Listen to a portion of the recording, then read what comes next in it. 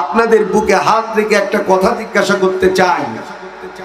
এই আল কোরআনের আলো ঘরে ঘরে জানো, স্বাধীনতার এই 54টি বছর এই স্লোগান দিয়ে বাংলাদেশের ঘরে ঘরে আপনারা কি আল্লাহর কোরআন জানাতে পেরেছেন?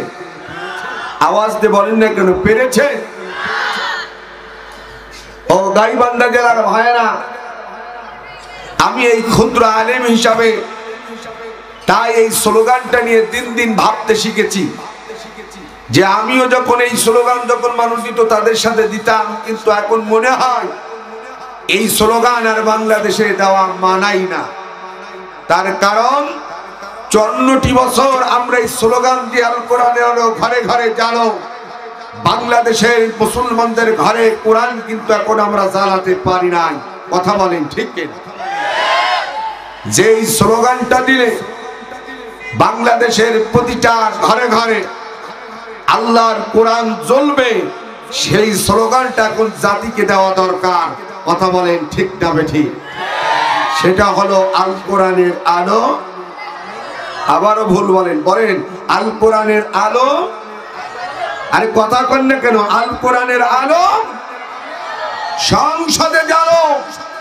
ও গাইবান্ধা জেলার ভাইয়েরা, এই আল্লাহর কোরআনটাকে যদি একটা বার পার্লামেন্টে নিয়ে যেতে পারেন, ওখানে যদি চালাতে পারেন, বাংলাদেশের কোন আলেমদেরকে রায় স্লোগান দেওয়া লাগবে না, অটোমেটিক আল্লাহর কোরআন প্রতিটা ঘরে ঘরে চলবে। কথা বলে ঠিক কিনা? তাকবীর, তাকবীর। আল কোরআনের আলো সংসদে জালো, কোরআন হাদিস যেখানে, তাকবীর। আমার ভাইয়ের, আপনাদের কি কষ্ট হয়েছে? অনেকের মন খারাপ। হুজুর কি বলেন? কোরআন থাকবে মাদ্রাসায়, কোরআন থাকবে পীর সাহেবের বাড়িতে, কোরআন থাকবে খানকা শরীফে, কোরআন থাকবে মানুষের বাড়ির তাকের উপরে, কোরআন থাকবে মসজিদে। কোরআন কেন আপনারা ওখানে নিয়ে যেতে চান? আমরা আল্লাহর কোরআনটাকে এই জন্য এখানে নিয়ে যেতে চাই, যে দেশে 5 বছর থেকে শুরু করে 70 বছরের বিদ্যা ধর্ষিত হয়, তাদের বিচার হয় না। যে দেশে প্রকাশ্যে দিবালয়ে মানুষকে হত্যা করে মানুষের লাশের পরিবেশন করা হয়, সেই খুনিদের বিচার হয় না। যে দেশে মানুষের সম্পদ চোর করে লুণ্ঠন করা হয়, তাদের বিচার হয় না। যে দেশে দিনের ভোট রাতে চুরি করা হয়, তাদের বিচার হয় না। এই জন্য আমরা সিদ্ধান্ত নিয়েছি, আল্লাহর কোরআন যদি পার্লামেন্টে থাকে, এই চোর, এই লুচ্চা, গুন্ডা, বদমাই, ভোট চুরিরা বাংলার জমিনে থাকতে পারবে না। কথা বলে ঠিক তো বেঠা? এই জন্য ওই কোরআন ওখানে নিয়ে যাওয়া দরকার আছে না নাই? আছে না নাই? আল্লাহ কবুল করুক, বলেন আমিন। রাগ করেছেন? মন খারাপ? হ্যাঁ, রাগ যদিও করে থাকে তবু চুপচাপ বসে থাকা লাগবে। কথা কন ঠিক কিনা? আর যেটা উঠবে 1 ঘন্টার আগে মনে করতে ওটা ওই কাতারের লোক। কোন কাতারের লোক? আমি নাম নিয়ে মাই খেতে রাখি, উঠলেই বোঝা যাবে, চেহারার দিকে তাকালেই বোঝা যাবে এরা কারা। ঠিক না? ঠিক। এখন 1 ঘন্টা থাকতে রাজি আছেন তো? ইনশাআল্লাহ আল্লাহ কবুল করুক, বলেন আমিন। এবার আমার দিকে তাকান। আলোচনা হচ্ছিল কোরআন থেকে। কি থেকে আলোচনা করেছেন? আমাদের কুষ্টিয়া জেলার তরুণ মুফাসসির বাদ মাগরিব থেকে নিয়ে কিছু সময় হযরত মাওলানা নাহিদুল ইসলাম যুক্তিবাদী, আরো বক্তব্য রেখেছেন ইসলামী উলামায়ে কেরাম। বিশেষ করে আমি আসার আগ মুহূর্তে বক্তব্য রেখে আপনাদেরকে ধন্য করেছি হযরত মাওলানা মুহাম্মদ আজিজুল ইসলাম আকন্দ সাহেব। আল্লাহ তাআলা ও ভাইয়ের কণ্ঠকে দ্বীনের জন্য কবুল করে নিন। তেনারা কথা বলেছেন কোরআন এবং হাদিসের আলোকে। আমি আবারও জিজ্ঞাসা করতে চাই, এই কোরআন হাদিসের আলোচনা আপনাদের শুনতে ভালো লাগে না খারাপ লাগে? আবার খারাপ লাগে এমনও মানুষ আমাদের দেশে আছে না নাই? তারা মনে মনে চিন্তা করে, এই মাহফিলটা আপিল না দিয়ে যদি মমতাজের গান হতো কতই না ভালো। হ্যাঁ, এবং ওই মমতাজদের রাত একটার সময় মাইক্রোফোন হাতে নিয়ে গানের টান দিত। ও 80 বছরের বৃদ্ধ হলেও দেখে তো উঠে এসে গান শুনত। কতক্ষণ শুধু এসে একবার বলবে, বন্ধুটা কোনো রঙ্গ কইরা আমার বাড়ির পাশ দিয়া হাইটা যায় ফাইটা যায়, তালি দিয়ার জায়গা নাই। আমার মনে হয় এইরকম মাঠ কয়টা লাগতো? ওই তো কয় 10টা। কয়টা? ও গাইবান্ধা জেলার হয় না। তাহলে গান শুনলে সোয়াব হয় না, গোনা হয়। আর কোরআনের আলোচনা শুনলে, কিন্তু এখানে লোক কম না বেশি? আর ওখানে গাইবান্ধা জেলার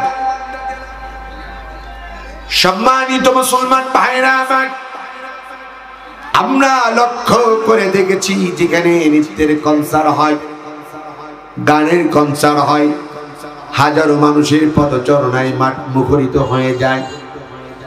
সেখানে লাখো লাখো মানুষ সেখানে ভিড় করে। কিন্তু গাইবান্ধা জেলার ভাইয়েরা, ওই লাখো জনতার মধ্যে থেকে যদি একজন দাঁড়িয়ে কোন শিল্পীকে প্রশ্ন করে, ও শিল্পী বলো তো দেখি, বহুদূর থেকে তোমাদের গান শুনতে এসেছি, এই গান শোনার কারণে আল্লাহ পাক রব্বুল আলামিন আমাদের আমলনামায় কোন সওয়াব দেবে কিনা একটিবার বলো। তারা কি কোন উত্তর দিতে পারবে? কিন্তু আজকের হাফিজিয়া মাদ্রাসার উদ্যোগে আয়োজিত যারা আল্লাহর কোরআনের মাহফিলের আয়োজন করেছেন, হয়তোবা লাখো জনতা নেই, হাজারো মানুষের পদচারণায় মাঠ মুখরিত নেই, আমরা মুসলিমায় কয়েকজন মুসলমান এখানে একত্রিত হয়েছি। আর আপনাদের মধ্যে থেকে যদি একজন দাঁড়িয়ে আমাদেরকে প্রশ্ন করেন, হুজুর বললাম গান শুনলে সওয়াব হয় না গুনাহ হয়, আমরা যারা আরামের ঘুমটাকে হারাম করে এই গভীর রজনী পর্যন্ত আল্লাহ রাব্বুল আলামিন কোরআনুল কারীমের আলোচনা শুনতে এসেছি, এই কোরআনের আলোচনা শোনার কারণে আল্লাহ পাক রব্বুল আলামিন আমাদের আমলনামায় কোন সওয়াব দেবে কিনা একবার বলেন। আমরা কি কোন উত্তর দিতে পারবো কিনা বলেন? এই উঠলে কেন? বসো। এখনকার ছেলে পিলে হইতে সারাক্ষণ, হ্যাঁ আছে না নাই? এদের কার্টুন দেখতে দেন, গেম খেলতে দেন, সারা রাত হবে, তা উঠাও দিন। আবার এখনকার কিছু যুবক আছে, মানে ফ্যান্সি টেলার ইয়াবাকে সবচেয়ে ঘন ঘন খালি পোশাক, আছে না নাই? মানে যদি মাদক সেবন করে, ওদের তো কোনো কিছু কন্ট্রোল নাই। কন্ট্রোল আছে? ও উঠলেই বোঝা যাবে ও ডাল খাওয়ার কিনা, ঠিক কিনা বলে? ও মাদক সেবন করলে ওরা বেশি সময় বসে থাকতে পারে না, এই জন্য ওদের উঠাউটি করা লাগে, ঘন ঘন পোশাক ফেরা অভ্যাস, ঠিক না বেটি? দেখি গাইবান্ধার যুবকরা আসলে মাদকে মুখ দিয়েছে কি দেয় নাই, উঠলেই বোঝা যাবে, ঠিক না বেটি? হ্যাঁ হ্যাঁ, সময় কিন্তু বেশি নাই, 1 ঘন্টা, তার মধ্যে 10-15 মিনিট চলে গেছে। এরপরও আপনাদের দুটি পায়ে হাত থেকে বলে গেল, জি চেয়ারম্যান সাহেব বলছে চালান। আবার অনেক এলাকার চেয়ারম্যানকে মাইক্রোফোন কেড়ে নিত, হুজুর আছে না নাই? অনেক এলাকার কিছু কোলাঙ্গার চেয়ারম্যান আছে, মাহফিল হতে দিত না। কথা বলেন, এই কথা কন না কা? এই গাইবান্ধায় আমাকে এই দাঁড়িয়াপুরে পাশেই 3 দিন ব্যাপী একটা তাফসীর মাহফিল হয়েছিল, আমাকে 1 টাকা দেয়নি, আমি চাইও নি, কোনোদিন ফোনও দিই নাই। ওই মাহফিল ছিল 5ই আগস্টে যারা পালাইছে ওই কাতারে। মাহফিলের সভাপতি ছিল এবং আয়োজক কমিটি ছিল টোটালটাই নাস্তিক, মুসলমান নামধারী। শুধু কোরআন ও হাদিসের আলোকে বক্তব্য দেওয়ার কারণে বলছে বক্তার টাকা দেওয়া যাবে না। আমি বললাম তোদের মতন ফকিন্নি নাই আমরা, তোর টাকারও আমার দরকার না। জিজ্ঞাসা করেন, 3 দিন ব্যাপী একটা মাহফিল হয়। এই গাইবান্ধা জেলায় অসংখ্য আলেমদেরকে মঞ্চে উঠতে দেওয়া হয় নাই, এমনকি অসংখ্য কোরআনের মাহফিলে আলেমদেরকে মঞ্চ থেকে পালিয়ে যেতে হয়েছে। কথা বলেন ঠিক কিনা? অসংখ্য কোরআনের মাহফিলে 144 আইন জারি করে বন্ধ পর্যন্ত করে দেওয়া হয়েছে। কথা বলেন ঠিক কিনা? আমাদের বুকের মধ্যে রক্তের খরচটা বয়ে যেত, আমরা একটা সময় কাউকে কিছু বলতে পারি নাই। কথা বলেন ঠিক কিনা? শুধু আল্লাহকে বলেছিলাম, আল্লাহ তুমি তো একজন আছো, আল্লাহ বলছে সবর কর, আমি কিছুদিন ছাড় দিই কিন্তু ছেড়ে দিই না। আমি কিছুদিন কি দিই বলেন? ছাড় দিই, কিন্তু আল্লাহ কি করে বলেন? ছেড়ে দেই না। তার বাস্তব প্রমাণ আমরা পেয়ে গেছি। কথা বলেন ঠিক না বেটি? আল্লাহ কিছুদিন ছাড় দিয়েছে কিন্তু ছেড়ে দিই নাই। ওই কোরআনের পাখির কথা বারবার আজকে মনে পড়ে যায়। বলেছিল বেশি বাড়াবাড়ি করবা না, ঠিক তবে ঠিক। বাড়াবাড়ি করলে এমন একটা নাড়া দেবো, মামু বাড়ি দিল্লি গিয়ে পড়বা। কথা বলে ঠিক কিনা? এখন তাদের জায়গা হয়েছে কোথায়? আর কথা বলেন না কোথায়? এবং তিনি বলেছিলেন এমন একটা সময় আসবে ইঁদুরের গর্তের মধ্যে পালানোর জায়গা খুঁজে পাবো না। কথা বলে ঠিক কিনা? আজ প্রতিটা কথা আল্লাহর বাস্তবে মিলে গেছে। কথা বলে ঠিক কিনা? অতএব যারা এই ক্ষমতায় আগামী দিনে আসবেন, একটা কথা আমি বলে মূল আলোচনার দিকে যেতে চাই। আজকে যেমন এই মাহফিলটা নিতে গিয়ে কোনো অনুমতি লাগে না, লেগেছে, কিন্তু এই মাহফিলটাই যদি 5ই আগস্টের আগে হতো, কত আতি নেতা পাতি নেতার বাড়িতে ধর্না ধরতে ধরতে স্যান্ডেলের পিঠ পর্যন্ত ক্ষয় হয়ে যেত। হ্যাঁ কথা বলেন? এমনকি মাহফিলের পোস্টারে সে যদি মদও খায়, নারীবাদও করে, এরপরে মানে বিভিন্ন খারাপ কাজের সাথে লিপ্ত হয়, তার নামটা যদি প্রধান অতিথি বিশেষ অতিথির কাতারে না লেখা যেত, মাহফিলের অনুমতি হতো না। কথা বলেন না কেন? ঠিকটা বেঠি? কথা বলেন। কিন্তু তারা কোথায় পালাইছে? ঠিক না বেঠি? অতএব এই মাহফিলের মতন আগামী দিনে এইরকম অনুমতি যেন আর বাংলাদেশে, জোরে বলেন না কেন, অনুমতি বাংলাদেশে যদি আবার নতুন করে কেউ আগামী দিনে অতীতের মতন অনুমতি নেওয়ার কোন নেতা, কোন কর্মী সিস্টেম চালু করে, আমরা বলবো এই বাংলাদেশে অতীতের থেকে বড় স্বৈরাচার আমাদের ঘাড়ের উপরে বসেছে। কথা বলেন ঠিক কিনা? অতএব নতুন করে শাহজালালের পুণ্যভূমিতে, এই খানজাহানের পুণ্যভূমিতে, হাজী শরীয়তুল্লাহর পুণ্যভূমিতে, 3.5 লক্ষ মসজিদের নগরীতে, হাজার হাজার আলেম উলামা মাদ্রাসার এই জন্মভূমিতে পুরো অনুমতি লাগবে না। যারাই সিস্টেম চালু করবে ওরা সব থেকে বড় স্বৈরাচার। কথা বলেন? রাগ করেছেন? এদিকে তাকান। আমি বলেছিলাম কোরআন কার কিতাব? বলেন বলেন, শুনলেন সোয়াব হয় না? ওই যে বলতেছিলাম, ওই গানের মঞ্চে হাজারো জনতার মধ্যে থেকে যদি একজন দাঁড়িয়ে কোন শিল্পীকে প্রশ্ন করেন, শিল্পী বলো তো দেখি, বহুদূর থেকে তোমাদের গান শুনতে এসেছি, এই গান শোনার কারণে আল্লাহ পাক রব্বুল আলামিন আমাদের আমল নামায় কোনো সওয়াব দেবে কিনা একটিবার বলো। তারা কি কোনো উত্তর দিতে পারবে? জোরে বলেন পারবে?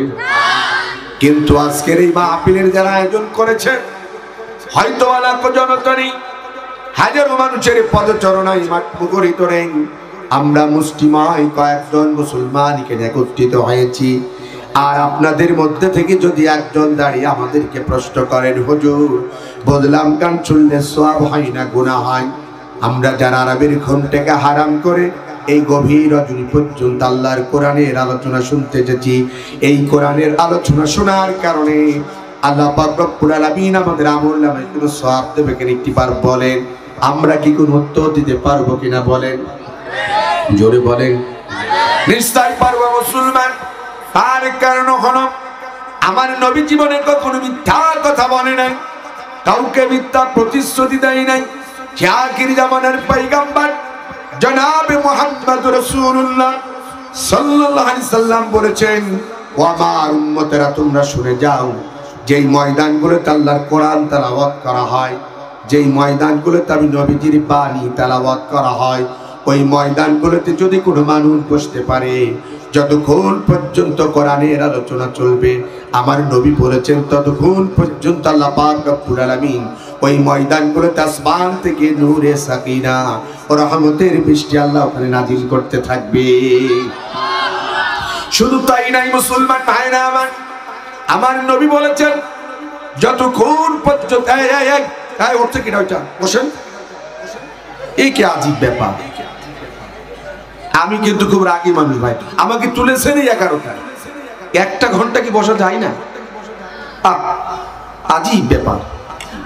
যদি বেশি কিছু হয়ে যায় ওই দরজা কিন্তু গেট দিয়ে তালা মেরে দিতে বলবো, একটারও বের হওয়ার সুযোগ দেবো না। এবার যেটা উঠবে ওটা হাত ধরে বসাই দেবে, যদি পোশাক লাগে ওখানে করতে দরকার হলে, ঠিক কিনা? উঠলেই বসাই দেবে, 1 ঘন্টা বসবে না মানে কি? রাগ করলেন? ভালোবাসার অধিকার নিয়ে বলেছে, রাগ করেছেন? আমি জানি গাইবান্ধার মানুষ ভালো মানুষ, তা যদি না হবে এই বাংলাদেশ থেকে ইসলামী আন্দোলনের কর্মীদেরকে পার্লামেন্টের এমপি বানাতো না। কথা কন ঠিক কিনা? এটা সেই জনপদ যেই জনপদের মানুষ হাজারো নির্যাতন নিপীড়ন সহ্য করে আগামী দিনে স্বপ্ন দেখে যে লাল সবুজের পতাকার পাশে আরেকটি কালেমা খচিত যদি পতাকা উত্তোলন হয়, তার সূচনা যেন গাইবান্ধা থেকে হয়। কথা বলে ঠিক কিনা? আরো যারা বলে ঠিক তবে ঠিক, আল্লাহ কবুল করুক, বলেন আমিন। তাহলে এই কোরআনের মাহফিলে বসলে আল্লাহ আসমান থেকে রহমতের বৃষ্টি বর্ষণ করে, সুবহানাল্লাহ বলবেন না? তাহলে এখানে এসে লাভ হয়েছে না ক্ষতি হয়েছে? সওয়াব হয়েছে না গুনাহ হয়েছে? তাহলে এই ধরনের প্রোগ্রামে জবাব ভালো না খারাপ, আর বন্ধ করা আরো ভালো, ঠিক কিনা? খালি কি আর বন্ধ করবেন? সত্যি বলেন, যারা বন্ধ করবে ওদের সাথে কি আর সম্পর্ক রাখবে? একেবারে তালাক দেবেন, বাইন তালাক। কয় তালাক? ওরা যেন জীবনেও আর বন্ধুত্ব করার সুযোগ না পায়, ঠিক না বেঠিক? আর যদি তওবা করে আপনাদের কাছে ক্ষমা চাই, আর আল্লাহর কাছে যদি তওবা করে আমরা তাদের বুকের মধ্যে টেনে তাদেরকে ওয়েলকাম জানাবো। কথা বলেন ঠিক কিনা?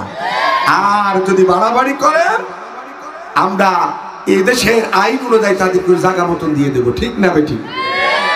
আমার ভাইরা আমার, আসুন আমি আজকে মহাগ্রন্থাল কোরআনুল কারীম থেকে আলোচনা রাখতে চাই। যেহেতু এখানে লেখা আছে তাফসীরুল কোরআন মাহফিল, আমাকে নিয়ে আসা হয়েছে কি থেকে বলেন? কোরআন থেকে তাফসীর করার জন্য, ঠিক না বেঠিক? এই কোরআনের তাফসীরকে আপনারা চান? যদি এই তাফসীর করতে গিয়ে আপনার বিরুদ্ধে কথা আসে তাও শুনবেন, যদি আপনার পরিবারের বিরুদ্ধে আসে তাও শুনবেন, যদি আপনার দলের বিরুদ্ধে আসে তাও শুনবেন। জোরে বলেন, জোরে বলেন। হ্যাঁ, তাহলে আলোচনা করা যায়। আমার ভাই না মা, এইবার এই আলোচনা করার আগে দুটি কথা আমি যেখানেই যাই, এটা আমার বৈশিষ্ট্য, বলার পর আমি মূল আলোচনার দিকে যেতে চাই। নাম্বার 1, এদিকে তাকান। এই যে কোরআনের আলোচনা আপনারা এখানে আজকে শুনতে এসেছেন, আজকে গাইবান্ধা জেলায় এত পরিমাণ মাহফিল হচ্ছে, কথা বলে এত মাহফিল হচ্ছে, আলহামদুলিল্লাহ বলবেন না? এই যে মাহফিল আপনারা শুনতে যান, এই কোরআনের আলোচনা শোনার জন্য যান, ঠিক না বেঠিক? আমি আপনাদেরকে এখন জিজ্ঞাসা করতে চাই, এই কোরআনের যে আলোচনা শুনতে চান বা যান, এই কোরআন আল্লাহ তাআলা কেন দুনিয়াতে পাঠিয়েছে এটা জানা দরকার আছে না নাই? জোরে বলেন। গাইবান্ধা জেলার ভাইরা আমার, এই কোরআনুল কারীমের আলোচনা যারা শুনতে যেছেন, আগে আমাদেরকে জানতে হবে এই কোরআনুল কারীমকে আল্লাহ পাক রব্বুল আলামিন দুনিয়ার মধ্যে কেন পাঠিয়েছে। কথা বলেন ঠিক কিনা? আল্লাহ রব্বুল আলামিন বলছেন, ও দুনিয়ার মানুষেরা, আমি আল্লাহ পাক রব্বুল আলামিন 30 পারা কোরআনটাকে দুনিয়ার মধ্যে প্রেরণ করেছি মিনাজ জুলুমাতি ইলান নূর, অন্ধকার থেকে মানুষগুলোকে আলোর পথ দেখানোর জন্য। একটু জোরে বলা যাবে না সুবহানাল্লাহ?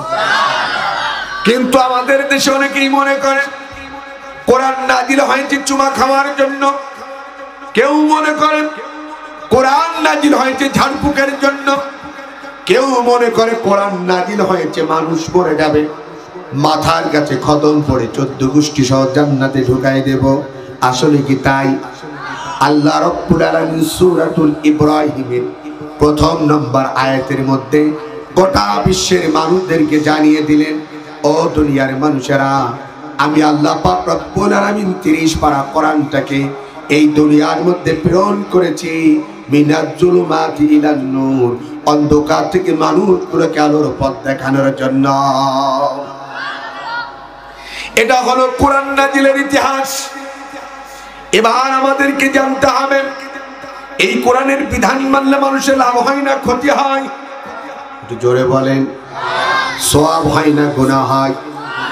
আমার আল্লাহ কি বলে দেখেন, আমার আল্লাহ রাব্বুল আলামিন বলছেন, ও দুনিয়ার মানুষেরা, আমি আল্লাহ পাক রব্বুল আলামিন যেই 30 পারা কোরআনুল কারীমকে দুনিয়ার মধ্যে প্রেরণ করেছি, বান্দা আমার এই কোরআনের বিধান যদি তোমরা মেনে নাও তাহলে তোমাদের লাভ কি হবে শুনে যাও। আল্লাহ রাব্বুল আলামিন লাভের কথাটা বললেন সূরাতুল বাকারার 30 নম্বর আয়াতের মধ্যে। আল্লাহ বলছেন, ফামান তাবিয়া হুদায়া ফালা খাউফুন আলাইহিম ওয়ালা হুম ইয়াহজানুন। আল্লাহু আকবার। আল্লাহ রাব্বুল আলামিন দুনিয়ার মানুষেরা, আমি আল্লাহ পাক রব্বুল আলামিন যেই 30 পারা কোরআনুল কারীমকে দুনিয়ার মধ্যে প্রেরণ করেছি, বান্দা আমার এই কোরআনের বিধান যদি তুমি ব্যক্তিগত জীবনে, পারিবারিক জীবনে, সামাজিক জীবনে, রাজনৈতিক জীবনে আমার এই কোরআনের বিধান যদি তোমরা মেনে নাও, তোমাদের লাভ কি হবে তোমরা শুনে নাও। তোমাদের লাভ হবে এই দুনিয়ার মধ্যে তোমাদের কোনো চিন্তা থাকবে না, টেনশন থাকবে না, তোমরা চিন্তা মুক্ত টেনশন মুক্ত সমাজের মধ্যে বাস করবা। সুবহানাল্লাহ বলে। কার কথা? ফামান তাবিয়া হুদায়া ফালা খাউফুন আলাইহিম ওয়ালা হুম ইয়াহজানুন। আল্লাহ বলছে, বান্দা আমি যে কোরআন নাজিল করেছি এই কোরআনের বিধান যদি তোমরা মেনে নাও, আমি আল্লাহ তোমাদেরকে গ্যারান্টি দিলাম, আমি আল্লাহ তোমাদেরকে নিশ্চয়তা দিলাম, এই দুনিয়ার মধ্যে তোমাদের কোনো চিন্তা থাকবে না, টেনশন থাকবে না, তোমরা চিন্তা মুক্ত টেনশন মুক্ত সমাজে বাস করবে। সুবহানাল্লাহ বলবেন না? কার কথা? তাহলে এই দুনিয়ায় চিন্তা মুক্ত থাকতে হলে কার বিধান মানতে হবে? কিন্তু আমরা মানি কার? হ্যাঁ, আজকে তো আমরা শান্তিবাদী কেউ অ্যারিস্টটলের মতাদর্শে, আমরা শান্তিবাদী কেউ লেনিনের আদর্শে, আমরা শান্তিবাদী কেউ প্লেটোর মতাদর্শে, আমরা শান্তিবাদী কারণ স্বামীর আদর্শে, আমরা শান্তিবাদী কারণ বাবার আদর্শে, আমরা শান্তিবাদী করে মানুষের তৈরি করা আইনের মধ্যে, আমরা শান্তিবাদী কারণ চেতনার মধ্যে কথা বলেন, ঠিক কিনা? কিন্তু গাইবান্ধা জেলার সম্মানিত ভাইরা, এই পৃথিবীতে অ্যারিস্টটল বলেন, প্লেটো বলেন, কালবাস বলেন, লেনিন বলেন, আর কারো স্বামী বলেন, আর বাবা বলেন, আর কোন মানুষের তৈরি করা আইন বলেন, আর কারো চেতনা বলেন, এইগুলো দিয়ে কোনোদিন কিয়ামত পর্যন্ত দুনিয়াতে শান্তি পাওয়া যাবে? কথাটা কার? জোরে বলেন। দলিল হলো সূরাতুল বাকারা 38 নম্বর আয়াত। আল্লাহ বলছে, বান্দা দুনিয়াতে যদি শান্তি পেতে চাও, সুখী হতে চাও, সুন্দর সমাজ, সুন্দর রাষ্ট্র এ জাতিকে যদি উপহার দিতে চাও, ফামান তাবিয়া হুদায়া ফালা খাউফুন আলাইহিম ওয়ালা হুম ইয়াহজানুন। বান্দা তাহলে আমি যে কোরআন নাযিল করেছি সেই কোরআনের বিধানটাকে মেনে, তাহলে শান্তি পেতে হলে কার বিধান মানবো? এই সাউন্ড আর একটু বাড়াই দাও, ভোল্টেজ বাড়াও, কমানো যাবে না। তাহলে শান্তি পেতে হলে কার বিধান? রাজি আছেন তো? এই জন্য এই দেশের ইসলামপন্থী মানুষেরা একটা স্লোগান দেন, আপনারা জানেন স্লোগানটা, সেটা হলো সব সমস্যার সমাধান। হায় হায়, গাইবান্ধার লোক ভুলে গেছে, আর ভোলারই তো কটা, 17.5 বছর তো ভালো কিছু স্লোগান শিখেন নাই। শিখেছেন কি? নেতা চেয়ারম্যানের নমিনেশন পাই নাই, 1 প্যাকেট বিরিয়ানি আর 1000 টাকার একটা মশাল হাতে ধরাই দিব, রাজপথে দাও, জানো জানো আগুন জানো, আমাকের গদিতে আগুন জ্বালাও একসাথে। কথা কেন ঠিক কিনা? আর কথা বলেন না কেন, ঠিক কিনা? আর না হয় স্লোগান শিখাইছে কি? আমার ভাইয়ের চরিত্র ফুলের মতন পবিত্র, দেখা যায় নামাজ পড়ে না করতো, গাঁদা খায় সাতত্ব। কথা বলেন ঠিক কিনা? এক কথা কান ঠিক তবে ঠিক। দীর্ঘ 17.5 বছর ভালো স্লোগান আপনারা শেখেন নাই, এখন নতুন করে ভালো কিছু স্লোগান শেখেন, সেটা হলো সব সমস্যার সমাধান। হ্যাঁ, আওয়াজ দিয়ে বলেন, মুখস্থ করেন, সব সমস্যার সমাধান। আরো জোরে বলেন, সব সমস্যার সমাধান দিতে পারে আল কোরআন। বলেন, সব সমস্যার সমাধান, সব সমস্যার সমাধান। এই স্লোগান কি আর ভুল হবে? বলেন হবে? এই কত সুন্দর স্লোগান। আর আমাদের স্লোগান কি? জানো জানো, কি বলে? আগুন জানো। আছে না? নেই? আগুন জ্বালাতে পারে এমন স্লোগান জাতি আর শিখতে চাই না। যে স্লোগানের মধ্যে দিয়ে দুনিয়া এবং আখিরাতের কল্যাণ, আমরা সেই স্লোগানগুলো শিখবো ইনশাআল্লাহ। রাজি আছেন তো ইনশাআল্লাহ? আল্লাহ কবুল করুক, বলেন আমিন। এবার আসুন, আমি আমার মূল আলোচনার দিকে আমি এখন যেতে চাই। আমি আজকে যে বিষয়টি নিয়ে আলোচনা করব সেটা হলো মহাগ্রন্থ কোরআন কারীমের সূরা নাহলের 90 নম্বর আয়াত। কত নম্বর আয়াত বলেন না কেন? কত নম্বর আয়াত? আয়াতটা হলো এই, আউযু বিল্লাহি মিনাশ শাইতানির রাজীম, বিসমিল্লাহির রহমানির রহিম, ইন্নাল্লাহা ইয়া'মুরু বিল আদলি ওয়াল ইহসান ওয়া ইতা'i যিল কুরবা ওয়া ইয়ানহা আনিল ফাহশাই ওয়াল মুনকারি ওয়াল বাগই ইয়া'iযুকুম লাআল্লাকুম তাযাক্কারুন ফাযকুরুনি আযকুরুকুম। কি আপনারা এই আলোচনা, এই আয়াত শুনেছেন কোনদিন? একেবারে একটা কমন আয়াত। একেবারে কি বলে, যারা মসজিদে জুমার নামাজে আপনারা যান, ইমাম সাহেব সানি খুতবার মধ্যে এই আয়াতটা তেলাওয়াত করে। কথা বলেন ঠিক কি? তেলাওয়াত করে কি করে না?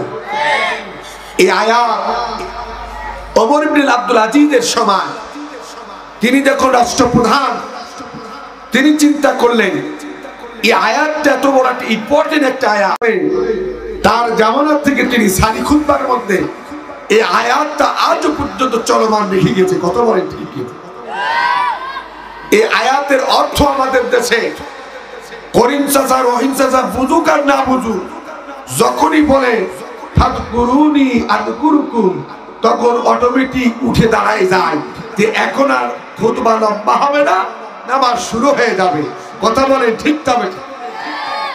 তার মানে আমাদের দেশে কেউ অর্থ বুঝুক আর না বুঝুক, এই আয়াত যখন খুতবার মধ্যে বলে তখন সবাই বুঝে ফেলে এখন খুতবা শেষ, নামাজ, কথা বলেন না কেন, নামাজ শুরু হবে।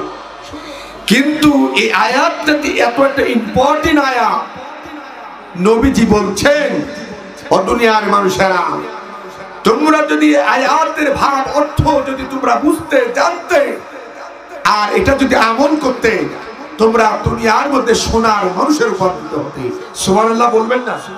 এটা জোরে বলেন না কেন সুবহান? তাহলে কি এমন কথা এই আয়াতের মধ্যে আল্লাহ তাআলা বলেছে যে আয়াতের আমল করলে সোনার মানুষ হওয়া যায়, তাহলে সেই আয়াতের অর্থটা জানা দরকার আছে না? না, কথা বলে বাইরামান। এদিকে তাকা, আমরা এখন আয়াতের অর্থ জানবো। মূলত এই আয়াতের মধ্যে আল্লাহ পাক রব্বুল আলামিন 6টা বিষয়ে কথা বলেছেন। কয়টা? জোরে বলেন। 6টা। তার মধ্যে আল্লাহ পাক রব্বুল আলামিন 3টি আদেশ করেছেন। কয়টা? আর 3টি নিষেধের কথা বলেছেন। তাহলে আদেশ করেছেন কয়টা, নিষেধ করেছেন কয়টা? তাহলে তিনে তিনে কত হলো? 6। এই আয়াতের মধ্যে 6টা গুরুত্বপূর্ণ কথা বলেছেন। সেই কথাগুলো এখন আমরা জানবো ইনশাআল্লাহ। তাফসীর শুরু হচ্ছে, এদিকে তাকান। আউযু বিল্লাহি মিনাশ শাইতানির রাজীম, বিসমিল্লাহির রহমানির রহিম, ইন্নাল্লাহা ইয়া'মুরু বিল আদলি ওয়াল ইহসান ওয়া ইতা'i যিল কুরবা ওয়া ইয়ানহা আনিল ফাহশাই ওয়াল মুনকারি ওয়াল বাগই ইয়া'ইযুকুম লাআল্লাকুম তাযাক্কারুন। এদিকে তাকান, এদিকে তাকান। আল্লাহ আয়াতের অর্থ কি বলছে আগে নজর করেন। আল্লাহ বলছে, নিশ্চয় আমি এই দুনিয়ার মধ্যে ন্যায় বিচার, ইহসান এবং আত্মীয়দের হক আদায় করার জন্য তোমাদেরকে পাঠিয়েছি। সুবহানাল্লাহ বলবেন না? এটা হলো 3টা আদেশ। 1 নাম্বার কি বললেন? ন্যায় বিচার। 2 নাম্বার ইহসান। 3 নাম্বার আত্মীয়দের হক, প্রতিবেশীর হক। তিনটা নিষেধের কথা আল্লাহ বললেন। তিনি বললেন এই দুনিয়াতে যত অশ্লীল কাজ আছে সব কাজ থেকে তোমরা বিরত থাকবা। খারাপ কাজ যেখানে বাধা দিতে হবে সেখানে 2 নম্বর। 3 নম্বর তিনি বললেন কোন শরীয়তের বিষয় নিয়ে তোমরা বাড়াবাড়ি করবা, সীমা লঙ্ঘন করবা। কথাটা কার কথা বলেন? আল্লাহ। তাহলে আমরা এখন শুরুতে 3টা আদেশের ব্যাখ্যার দিকে যাব। ইনশাআল্লাহ এদিকে তাকান। আল্লাহ রাব্বুল আলামিন বলেন ইন্নাল্লাহা ইয়া'মুরু বিল আদলি। 1 নম্বর, ও দুনিয়ার মানুষেরা, নিশ্চয় আমি তোমাদেরকে দুনিয়ার মধ্যে যারা বিচারো এবং তোমাদেরকে ন্যায় বিচার করার জন্য আমি আল্লাহ তাআলা দুনিয়ার মধ্যে পাঠিয়েছি। বলেন সুবহান।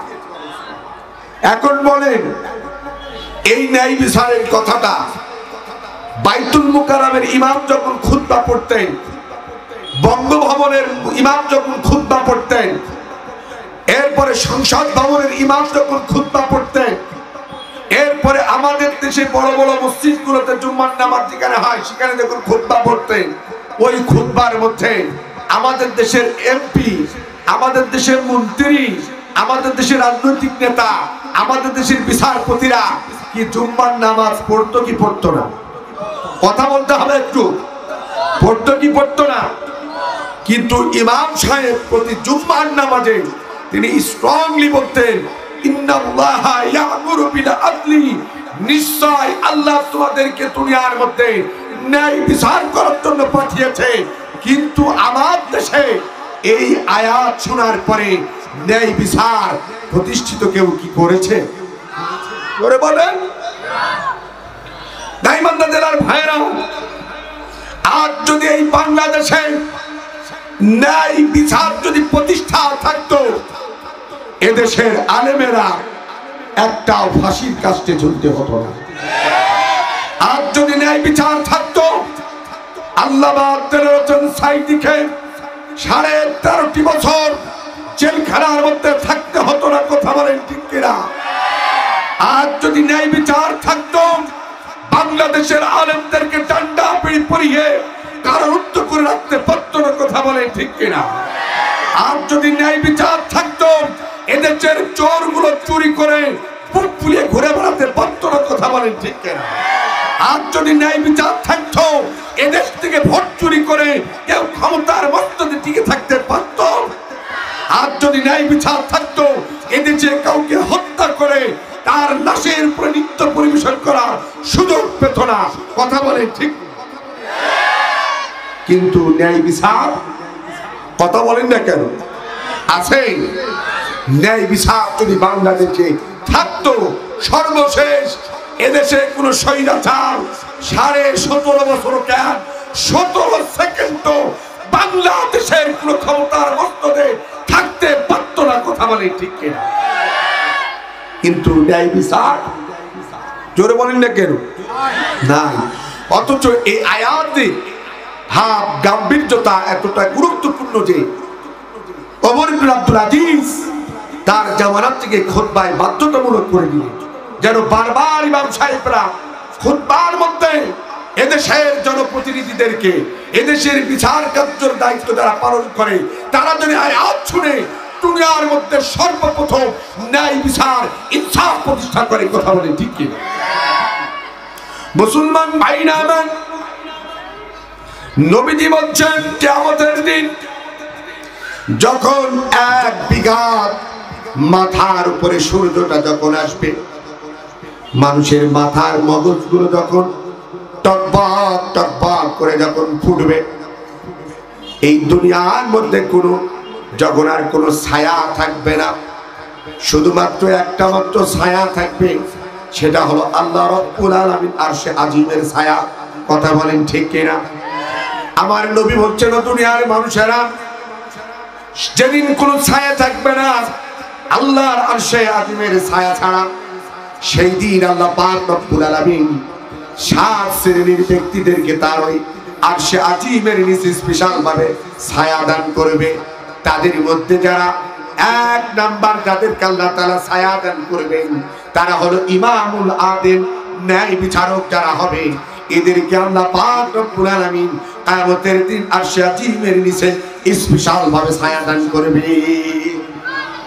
কয় নাম্বার? জোরে বলেন। ইমামুল আদিল, ন্যায় বিচারক যারা হবে। শুধু তাই না, নবীজি বলছেন, ও দুনিয়ার মানুষেরা, সেদিন আল্লাহ পাক রব্বুল আলামিন যারা ইমামুল আদিল, ন্যায় বিচারক যারা হবে, আল্লাহ রব্বুল আলামিন তাদের জন্য একটা নূরের মেম্বার তৈরি করবে। কি তৈরি করবে? নূরের মেম্বার তৈরি করে আল্লাহ পাক রব্বুল আলামিন কিয়ামতের দিন তাদেরকে আল্লাহ রব্বুল আলামিন সিংহাসনের পাশে ডান দিকে তাদেরকে বসার সুযোগ তৈরি করে দেবে। বলেন না কেন সুবহানাল্লাহ। কত গুরুত্বপূর্ণ একটা কথা। ইমামুল আদিল, ন্যায় বিচারকদের জন্য আল্লাহ তাআলা কি মর্যাদা, কি সম্মান আল্লাহ তাআলা দিয়েছে। কিন্তু আমার দেশের বিচারকেরা এটা যদি মর্ম অর্থ বুঝতো তাহলে মানুষের প্রতি জুলুম করতো না। কথা বলেন ঠিক না? মুসলমান ভাইরা আমার নবীজি ছিলেন ইমামুল আদিল। আর এই ন্যায় বিচার যদি প্রতিষ্ঠা করতে হয়, ওই রাষ্ট্রের মধ্যে কোরআন না থাকলে, ওই রাষ্ট্রের মধ্যে কোরআনের পার্লামেন্ট না থাকলে ন্যায় বিচার কখনো একটা মানুষের করা সম্ভব নাই। কথা বলেন ঠিক না বেটি? বাংলাদেশের স্বাধীনতার 53টি বছর পার হয়ে যায়, আমার দেশে কি চুরি বেড়েছে না কমেছে? জোরে বলেন। কালকেও আসতে গিয়ে মাহফিল ছিল কিশোরগঞ্জ পুটিয়াদি থানা। আমিও যেই না বাজারের কাছাকাছি পৌঁছালাম, পুলিশের গাড়ি ঢুকতেছে, বলছে হুজুর কিছুক্ষণ 5 মিনিট আগে এই রাস্তায় আপনি আসার আগে ডাকাতি হয়ে গেছে, আল্লাহ আপনাকে হেফাজত করেছে। সুবহানাল্লাহ বলেন না? ও গাইবান্ধার জেলার ভাইরা, স্বাধীনতার 53টি বছর বাংলাদেশের 90% মুসলমানের দেশে, এই দেশে তো চোরের বিধানটা 0 টলারেন্সে থাকার কথা ছিল। কথা কোন ঠিক যাবে ঠিক?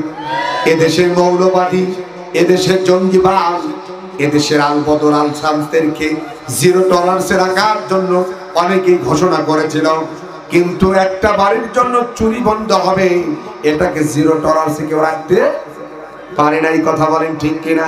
তার কারণ হলো এদেশে আল্লাহর আইন নাই। কথা বলেন ঠিক কিনা? এই জন্য এদেশে ইসলামপন্থী মানুষেরা আপনাদের মাঝে একটা স্লোগান দেয়, স্লোগানটা শিখে রাখা দরকার। আল্লাহর আইন চাই, সৎ লোকের শাসন চাই। কথা বলেন ঠিক কিনা?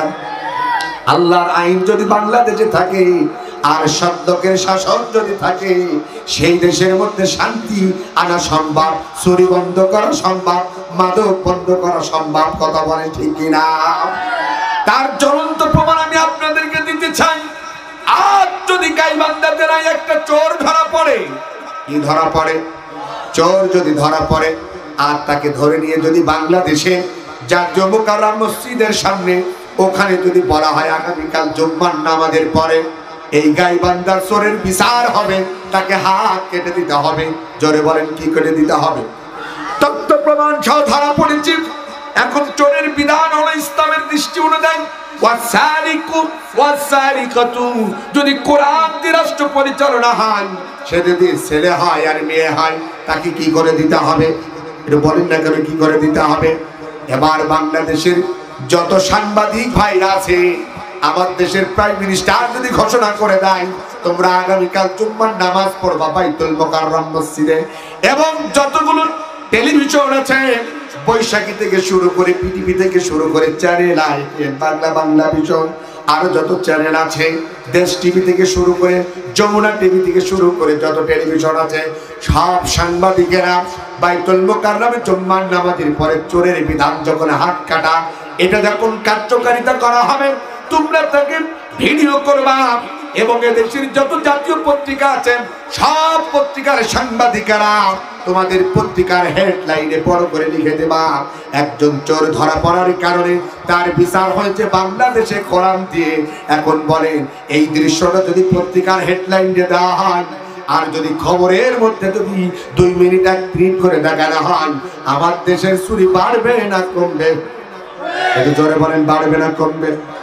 আমি গাইবান্ধা জেলার মানুষদেরকে এতটুকু চেতা দিতে পারি, আল্লাহর কোরআন অনুযায়ী এরকম একজন বিচার যদি কোনো ব্যক্তির করা হতো, আর টেলিভিশন এবং জাতীয় পত্রিকার হেডলাইনে যদি দেখানো হতো, আমার দেশের চুরি তো দূরের কথা, চুরি করার নিয়ত মনের মধ্যে কারণ থাকতো না। কথা বলেন ঠিক যাবে ঠিক? কিন্তু এই আইন বাংলাদেশে 54টি বছর পার হয়ে যায়, কেউ বিল পাস করে না। তার কারণ যারাই বিল পাস করবে এরাই তো বাংলাদেশের মধ্যে সব থেকে বড় চোর। কথা বলেন ঠিক যাবে ঠিক? তার কারণ হলো আগে তো ছিল চোর আর এখন বেড়েছে ডাকাতি। কথা বলেন ঠিক কিনা? আগে হতো বাড়ি চুরি আর এখন করে ব্যাংক ডাকাতি। কথা বলেন ঠিক যাবে ঠিক? আগে চুরি হতো বাড়ি আর এখন চুরি হচ্ছে কি বলেন ব্যাংক ডাকাতি হচ্ছে। 1 লাখ 2 লাখ নাই, কোটি কোটি টাকা এদেশ থেকে পাচার করে ওই দাদা বাবুদের দেশে নিয়ে গেছে। কোটি কোটি টাকা পাচার করে বেগম পাড়া তৈরি করেছে বিদেশের মাটিতে। কথা বলেন ঠিক কিনা? চোর বলেন এর একটাই কারণ, চোরের বিচার। চোরে বলেন কি নাই? কোরআন দিয়ে যদি বিচার হতো। আমার দিকে দেখেন, আমার নবী ছিলেন ইমাম, আমার দলের লোক এর বিচার যেন না হয়, মামলা যেন না নেওয়া হয়। কথা বলেন ঠিক কি? কথা বলেন। এই গাইবান্ধা জেলায় আমি জানি, আমাকে একবার এই গাইবান্ধা জেলার পাশেই সুন্দরগঞ্জ জেলার একটা ছেলের নাম ছিল শাহাবুল, আমাকে সটিবাড়ি থেকে মাহফিল করার জন্য আজ থেকে 15 বছর আগে প্রায় এই ছেলেটা আমাকে রিসিভ করে নিয়েছিল গাইবান্ধা সুন্দরগঞ্জ থানায়। আমি মাহফিল এসেছিলাম। কিছুদিন পরে যখন নির্বাচন হলো, শুনতে পেলাম এই নির্বাচনে অবৈধ সরকারকে গঠন করার জন্য অবৈধভাবে সিল মারা ওই গুন্ডা মস্তানেরা তারা এই ছেলেটাকে বুকের মধ্যে চাকু ঢুকিয়ে দিয়ে তাকে কুপিয়ে কুপিয়ে হত্যা করেছে। কথা বলেন সত্য না মিথ্যা? আপনারা শুনেছিলেন কিনা জানি না। এই গাইবান্ধা জেলার সুন্দরগঞ্জ থানার ইতিহাস আমি জানি। ভাই রহমান, এই শাহাবুলকে হত্যা করার পরে বাংলাদেশে বিচার হয় নাই। তার কারণ যারা হত্যা করেছে তাদের দলীয় ক্যাডার। কথা বলে ঠিক কিনা? আজ বাংলাদেশে কোরআনের পাখি আল্লামা আব্দুল সাইদিকে 13টি বছর জেলখানায় বন্দী করেন। এরপরে ভারতের মিশন বাস্তবায়ন করার জন্য তাকে ইনজেকশন পুশ করে হত্যা করা হয়েছে, তাদের বিচার হয় না। কথা বলে ঠিক কিনা? আমরা দেখেছি যারা এদেশকে স্বপ্ন দেখে, ওই শহীদ মতিউর রহমান নিজামী, আলী হাসান মুজাহিদ, আব্দুল কাদের মোল্লা, মীর কাসেম আলী এবং শহীদ কামরুজ্জামান ভাইয়ের মতো নেতৃত্ব যারা এদেশের স্বপ্ন দেখতো আল্লাহর আইন প্রতিষ্ঠা হবে, কোরআন দিয়ে রাষ্ট্র পরিচালনা করবে, এই স্বপ্ন দেখার অপরাধে তাদেরকে ফাঁসির কাস্তে ঝোলানো হয়েছে। তাদেরকে যারা ঝুলিয়েছে আমরা দেখেছি, আলেমদেরকে ডান্ডা বেড়ি পরিয়ে জেলখানায় নিয়ে গেছে। কিন্তু কয়েকদিন আগে দেখলাম তাদের কোনো ডান্ডা বেড়ি নাই, হাতেও নাই, পায়েও নাই। কথা বলে ঠিক? স্বজন প্রীতি আছে না নাই? দলীয়করণ আছে না নাই? আজ স্বজন প্রীতি দলীয়করণ থাকার কারণে কোন বিচারক তার বিচার নিষ্ঠার সাথে সততার সাথে করতে পারছে না। কথা বলেন ঠিকঠাক? অথচ আল্লাহ রাব্বুল আলামিন আজ থেকে 1450 বছর আগে এই কুরআনুল কারীমের মধ্যে স্পষ্ট ভাষায় বলে দিলেন, ইন্নাল্লাহা ইয়া'মুরু বিল আদলি, নিশ্চয় ও দুনিয়ার মানুষেরা আমি রব তোমাদেরকে ন্যায় বিচার করার জন্য দুনিয়াতে পাঠিয়েছি। কথা বলেন ঠিক না? মুসলমান ভাইরা আমার, তার ন্যায় বিচারের দরকার আছে না? কথা বলেন। এরপরে আছেন সাহাবীদের দিকে। এরা তো আল্লাহর নবীর কথা বললাম। আল্লাহর নবীর সাহাবীরাও কিন্তু ইমামুল আদেল ছিলেন, ন্যায় বিচারক ছিলেন। তারা কিন্তু কোনো দলীয়করণ করে নাই, আত্মীয়করণ করে নাই, স্বজন প্রীতি করে নাই। তার জ্বলন্ত নমুনা আমি আপনাদেরকে দিতে চাই। হযরতে আলীর নাম শুনেছেন কখনো? আমাদের খলিফা কয়জন বলেন? মুসলমানদের খলিফা হলো 4 জন। একজন হচ্ছে হযরতে আবু বকর, একজন হযরতে ওমর ফারুক রাদিয়াল্লাহু তাআলা, আর একজন হযরতে আলী, আর একজন হচ্ছে জিন্নুরাইন হযরত উসমান গনি রাদিয়াল্লাহু তাআলা। কথা বলেন ঠিক কিনা? তাহলে মুসলমানদের খলিফা কয়টা? একটু জোরে বলেন না গাইবান্ধার ভাইরা, কয়টা? 4টা খলিফা। এর মধ্যে 3 নাম্বার খলিফা হলো হযরতে আলী রাদিয়াল্লাহু তাআলা। এই আলী রাদিয়াল্লাহু তাআলার জামানায় তার একটা যুদ্ধের ঢাল চুরি হয়ে গেছে। তিনি তখন হচ্ছে প্রেসিডেন্ট, খলিফার মস্তদে তিনি হচ্ছে রাষ্ট্রের প্রেসিডেন্ট। হঠাৎ করে হযরতে আলী রাদিয়াল্লাহু তাআলা যুদ্ধের ঢাল যিনি চুরি করেছেন তিনি একজন ছিলেন ইহুদি। তিনি ছিলেন কি? ইহুদি। হযরতে আলী রাদিয়াল্লাহু তাআলা মনে করলেন এখন যদি আমি জোর করে ওই ইহুদির বাড়ি থেকে যুদ্ধের ঢালটা নিয়ে আসি, ওরা আমাকে এই সমাজের মানুষ আমাকে মানুষের সম্পদ লুণ্ঠনকারী বলবে, আমাকে ক্ষমতা পেয়ে জোর করে মানুষের সম্পদ ছিনিয়ে নিয়েছি এই অপবাদ দেবে। এই জন্য হযরত আলী রাদিয়াল্লাহু তাআলা যুদ্ধের ঢালটা তার হওয়ার পরও চুরি করেছে ইহুদি জানার পরও তিনি জোর করে তার বাড়ি থেকে ঢালটা চুরি করে আল্লাহ ছিনিয়ে নিলেন না, বরঞ্চ তার জামানায় যিনি প্রধান বিচারপতি ছিলেন তার নাম ছিল কাজী সুরাহি। কি নাম বললাম? কাজী সুরাহি। ইনি ছিলেন আলী রাদিয়াল্লাহু তাআলার জামানায় প্রধান বিচারপতি। হযরত আলী রাদিয়াল্লাহু তাআলা সোজা চলে গেলেন প্রধান বিচারপতি কাজী সুরাহির কাছে। ডাকতে বললেন, ভাই প্রধান বিচারপতি, আমি আলী এদেশের রাষ্ট্রপ্রধান, আমাকে একজন ইহুদি আমার একটা যুদ্ধের ঢাল চুরি করেছে, আপনি তার বিচারটা করে দেন। প্রধান বিচারপতি কাজী সুরাহি বললেন, আমি বিচার করতে পারি, তার আগে আমার আদালতে একটা মামলা দায়ের করেন। কি করেন? একটা মামলা দায়ের করলেন। হযরত আলী রাদিয়াল্লাহু তাআলা মামলা দায়ের করলেন এবং আলী রাদিয়াল্লাহু তাআলাকে জানিয়ে দিলেন, আমুক দিন আমি ইহুদিকে ডাকবো, আপনিও আসবেন, সেই দিন আপনার বিচারটা আমি করে দেব। আল্লাহু আকবার বলবেন না? সেই দিন আপনার বিচারটা করে দেব। হযরত আলী রাদিয়াল্লাহু তাআলা আমার দিকে তাকান, যত সময় হাজির যে ইহুদি চুরি করেছে হযরত আলীর ঢালটা সেও হাজির। প্রধান বিচারপতি মাঝখানে বসলেন, ডান দিকে হযরত আলী আর বাম দিকে ইহুদিকে দাঁড় করাই দিলেন। দেখবেন আমাদের দেশে যখন বিচার হয় আদালতে একটা ল্যাম্প প্লেটে লেখা থাকে, যাহা বলিব সত্য বলিব, সত্য বই মিথ্যা বলিব না। আছে না নাই? কথা বলেন, আছে না নাই? দেখা যায় আমাদের দেশে বাদী আর বিবাদী মানুষ হত্যা করে যে, ধর্ষণ করে যে, যখনই তার বলে বড় যাহা বলিব সত্য বলিব, মিথ্যা বই সত্য বলিব না, কিন্তু এটা বলার সাথে সাথে মিথ্যা দিয়ে তার মামলা শুরু হয়। কথা বলে আমার ভাইরা আমার, হযরত আলী রাদিয়াল্লাহু তাআলা কেউ পড়ালেন, তাকেও বাদীকেও পড়ালেন প্রধান বিচারপতি। এবার হযরত আলীকে ডাকতে বলছে, ভাই আলী, এই যুদ্ধের ঢালটা যে ইহুদি চুরি করেছে এর কি কোনো প্রমাণ আছে? আপনার কাছে কোনো সাক্ষী আছে? হযরত আলী ডাক দিয়ে বলছেন, ভাই প্রধান বিচারপতি কাজী সুরাইহি, এই যুদ্ধের ঢালটা যে আমার, এই ইহুদি চুরি করেছে তার সাক্ষী আছে। কি আছে? প্রধান বিচারপতি কাজী সুরাইহি বললেন, কে সেই সাক্ষী? নাম বলুন। হযরত আলী ডাকতে বললেন, ভাই প্রধান বিচারপতি, এই যুদ্ধের ঢালটা যে আমার, এই ইহুদি চুরি করেছে সাক্ষী এক নাম্বার সাক্ষী হলো আমার ছেলে হাসান। আমার ছেলে কি? হাসান রাদিয়াল্লাহু তাআলা। হযরতে কাজী সুরাইহি ডাকতে বললেন, ভাই প্রধান বিচারপতি আলী ডাকতে বললেন, আলীকে ডাকতে বললেন, ভাই এই প্রধান বিচারপতি কাজী ডাকতে বললেন, ভাই আপনার ছেলে হাসান এই সাক্ষী আমি মানি না, এই সাক্ষী মানি না। হাসান বাদীকে আর কোনো সাক্ষী আছে? একটা রাষ্ট্রপ্রধান ডাকতে বলতে, ভাই প্রধান বিচারপতি, আমার দ্বিতীয় সাক্ষী হচ্ছে আমার আজাদ গোলাম, আমার একটা আজাদ গোলাম, এই যুদ্ধের ঢালটা যে আমার সেও জানেন। প্রধান বিচারপতি কাজী সুরাইহি ডাকতে বললেন, আপনার নিজস্ব গোলাম, একেও সাক্ষী হিসাবে আমি মানি না। এই দুইজন বাদে কি আর কোনো সাক্ষী আছে? হযরত আলী ডাকতে বললেন, ভাই এই ছাড়া আমার হাতে আর কোনো সাক্ষী নাই। প্রধান বিচারপতি তখন ডাকতে বললেন, ও ভাই আলী, আপনি যতই রাষ্ট্রপ্রধান হন না কেন, আর আমি আপনার নিয়োগপ্রাপ্ত যতই প্রধান বিচারপতি হই না কেন, ইসলামের দৃষ্টিতে আপনার সাক্ষী সামর্থ্য সঠিকভাবে উপস্থাপনা করার কারণে এই যুদ্ধের ঢাল এটা যে আপনার না, এটাই প্রমাণিত হয়ে এই যুদ্ধের ঢালটা দেওয়া হবে, আমি তাকেই এই যুদ্ধের ঢালটা এখন দিয়ে দিতে চাই। আল্লাহু আকবার বলে।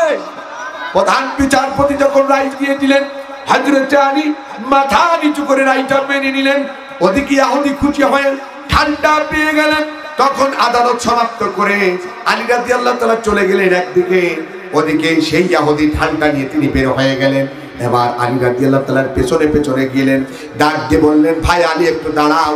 হযরত আলী পেছনের দিকে ঘুরিয়ে দেখে যে সেই ইহুদি যে তার ঢালটা চুরি করেছে। ডাক দিয়ে বলছে, ও ইহুদি, তোমার আবার কি হলো? এই যুদ্ধের ঢালটা যে তোমার, আমার বিচারপতি তো বিচার করে দিয়েছেন, আবার তুমি আমাকে ডাকছো কেন?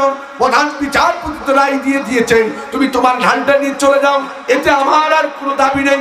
প্রধান বিচারপতি হযরত আলী রাদিয়াল্লাহু তাআলা কথা বলার সাথে সাথে ইহুদি ডাকতে বলতে, ভাই আলী, এই যুদ্ধের ঢালটা আমার না, এই যুদ্ধের ঢালটা হলো আপনার।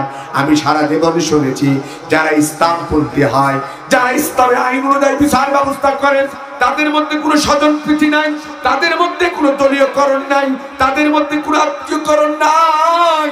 সে যদি অন্য ধর্মের হন, কোরআন যদি রাষ্ট্রের মধ্যে প্রতিষ্ঠা থাকে, সেখানে ন্যায় বিচার করা হয়, ইনসাফ ভিত্তিক বিচারের রায় দেওয়া হয়। ও ভাই আলী, আমি সারা জীবনে এটা শুনে এসেছি। আমি একটা অন্য ধর্মের মানুষ ইহুদি, তাই আমার জীবনের একটা ইচ্ছা ছিল মুসলমানদের বিচার ব্যবস্থা আসলে সত্য না মিথ্যাটা যাচাই করার জন্য। তাই আমি এই যুদ্ধের ঢালটা আপনার বাড়ি থেকে আমি চুরি করেছি। প্রকৃতপক্ষে এই যুদ্ধের ঢালটা আমার নয়, আমি আপনার বাড়ি থেকে চুরি করেছিলাম শুধু আপনাদের এই বিচার ব্যবস্থাকে একটু দেখার জন্য। আজ আমার এই বিচার ব্যবস্থা দেখা হয়ে গেছে যে ইসলামের বিচার ব্যবস্থা তো চমৎকার। একটা দেশের রাষ্ট্রপ্রধান হওয়ার পরেও, আপনার নিয়োগপ্রাপ্ত প্রধান বিচারপতি হওয়ার পরেও আপনার দিকে রায় না দিয়ে আমার মতো অনেকটা ইহুদির দিকে রায় দিয়েছে। ও ভাই আলী, যে ইসলামের বিচার ব্যবস্থা তো চমৎকার, যার মধ্যে দলীয়করণ নাই, আত্মীয়করণ নাই, যার মধ্যে কোনো এরকম আত্মীয়করণ নাই, দলীয়করণ নাই, স্বজনপ্রীতি নাই, সেই ইসলামের বিচার ব্যবস্থা যে এত চমৎকার, তাই দিকে আমি অভিভূত হয়ে গেছি।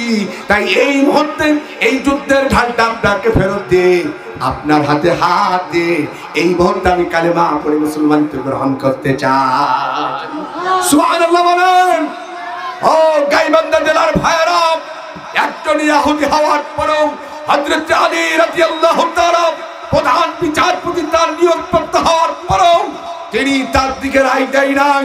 তিনি বললেন সঠিক বিচার, তিনি বললেন ইসলামের দৃষ্টিতে সাক্ষী সমর্থন যদি সুন্দরভাবে উপস্থাপন না করা হয়, তার রায় সেদিকে যায় না। কথা বলে ঠিক তবে ঠিক। এরা ছিলেন ইমামুল আদিল, এরা ছিলেন ন্যায় বিচারক। কথা বলে ঠিক কিনা? আর আমরা আমাদের দেশে স্বাধীনতার 53টি বছর যাদেরকে রাষ্ট্র ক্ষমতায় আমরা বসিয়েছি, ম্যাক্সিমাম আমরা দেখেছি স্বজনপ্রীতি, ম্যাক্সিমাম দেখেছি দলীয়করণ, আত্মীয়করণ। এর একটাই কারণ, কোরআন বাংলাদেশের পার্লামেন্টে নাই, কোরআন দিয়ে রাষ্ট্র পরিচালনা হওয়ার কারণে। কথা বলেন ঠিক তবে। তাই সেই কোরআন বাংলাদেশের পার্লামেন্টে এবং এদেশের কোরআন দিয়ে বিচার ব্যবস্থা চালু হোক, এটা কি আপনারা চান? কারা কারা চান? হাত তুলে আল্লাহকে দেখান। নারায়ে তাকবীর, নারায়ে তাকবীর।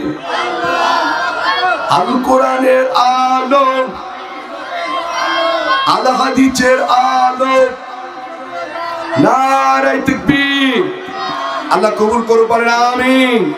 তাহলে আমার সাবজেক্ট ছিল সূরা নাহলের কত নম্বর আয়াত? 90 নম্বর আয়াত। এই আয়াতের মধ্যে 6টা বিষয় কথা বলেছেন আল্লাহ। কয়টা? 1 নম্বর, ইন্নাল্লাহা ইয়া'মুরু বিল আদলি।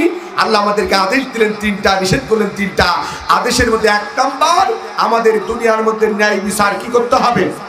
জোরে বললে কি করতে হবে? প্রতিষ্ঠা করতে হবে। ন্যায় বিচার প্রতিষ্ঠা করতে হলে আল্লাহর আইন চাই, সত্যকের কি চাই? জোরে বলেন না কেন কি চাই?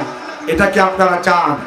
আজ আমাদের দেশে ন্যায় বিচার ছিল না, তাই এদেশের তরুণ ছাত্ররা একটা নাম দিল। নাম কি বলেন তো? তাদের আন্দোলনের নাম কি ছিল বলতে পারবেন? বৈষম্য বিরোধী ছাত্র আন্দোলন। আমার ভাইরা,